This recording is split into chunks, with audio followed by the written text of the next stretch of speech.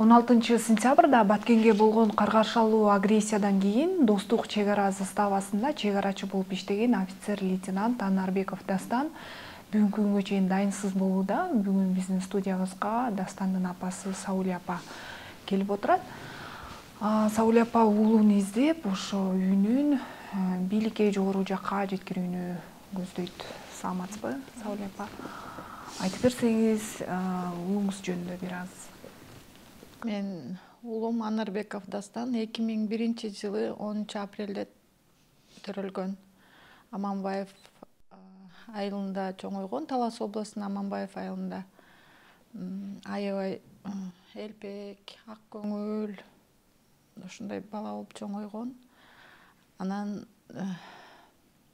2018-жылы мектепти аяктап, военный институт, Усенбеков атындагы военный институтка окууга өзүнүн каалоосу менен поступать эткен.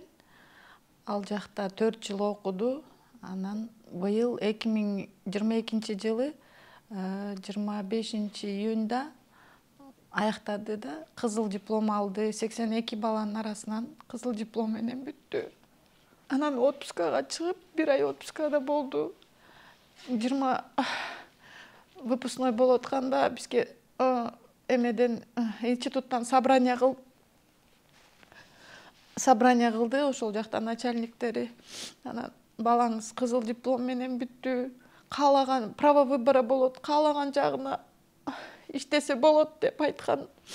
Анан ошо менен биз жакшы болду деп көңүл бурган эмеспиз да.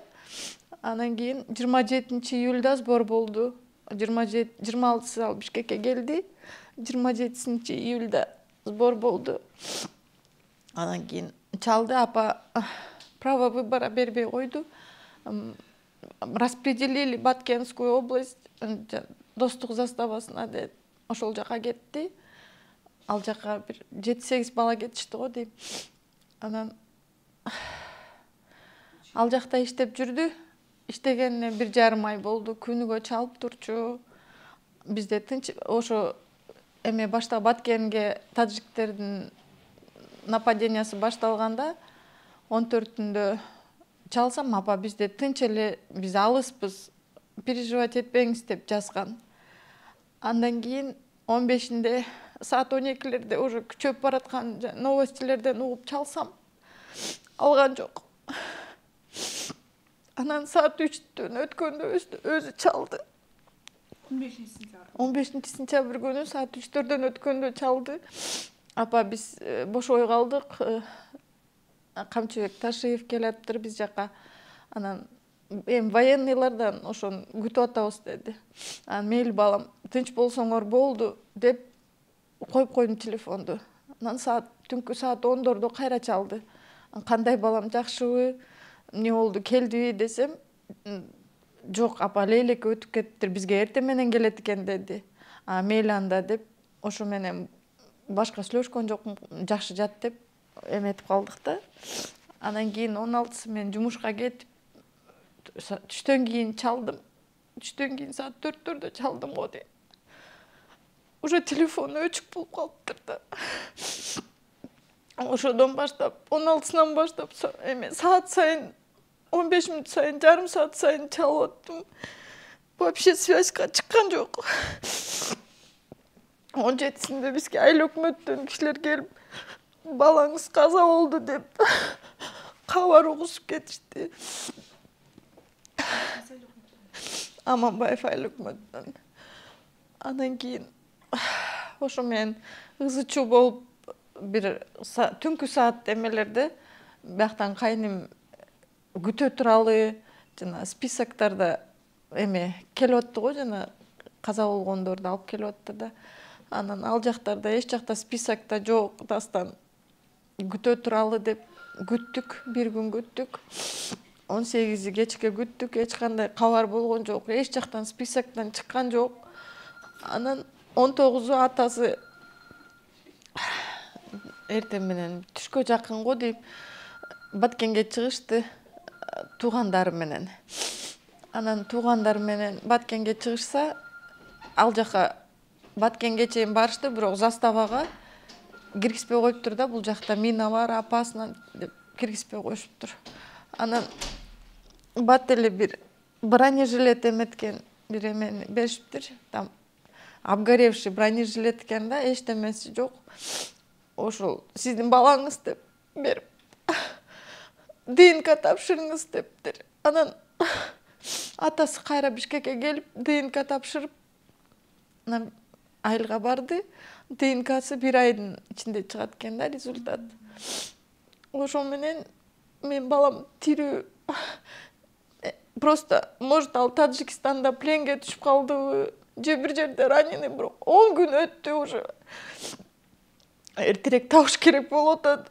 Раненый болуп бир жерде жатса да, же тамагы жок, же суу ичпей эмне болду деп. Кимге кайрыларымды билбейм уже.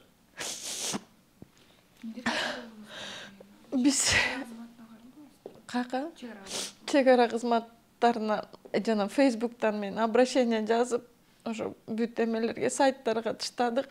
Анан суббота базар болуп калганга байланыштуу эч ким чыккан жок, бирок чек ара кызматкери чек арадан эметебиз деди да, каралып атат, жооп беребиз деп айтышты. Анан башка эч жактан эч кандай маалымат жок. Может, жанагы билбейм, бир үйгө раненый болуп, бир үйгө киргизип алып, жана ушундай эмелер кетип атат да, эми ойлоп атам да, бирөөлөр киргизип алып, ким экенин билбей же ушундай болуп аткан туткунга алдыбы.